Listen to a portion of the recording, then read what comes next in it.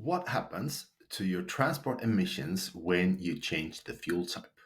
Well, let me give you an example.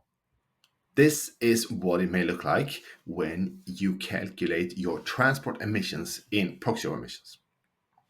Quite a lot of data points, I know, but we'll just go through a few of the graphs at this point.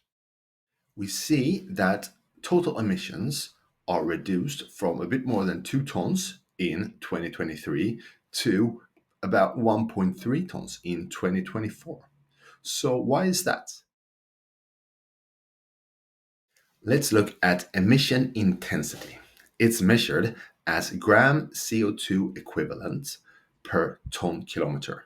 And it's an indication of how sustainable your transports are, how much CO2 they are emitting per ton kilometers.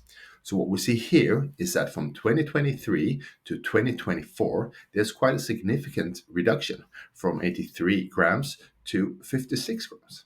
In this case, we see indication that fuel type may affect the emissions. So let's have a look. What we see is that emission from diesel is almost cut in half. So diesel consumption is down. On the other hand, there is a smaller new amount of emissions from HVO 100 that is biodiesel. So some diesel have been replaced by biodiesel HVO 100, which results in an emission reduction.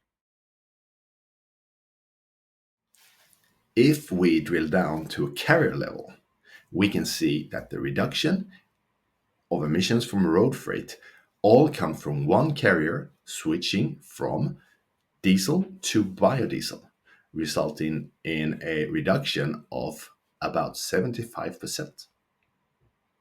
So, from this, we can make two conclusions. The potential for emission reduction is quite significant.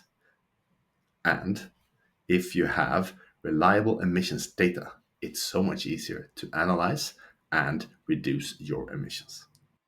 If you are curious about emission calculation or emission reduction, don't hesitate to contact me or any of my colleagues at Proxio Systems.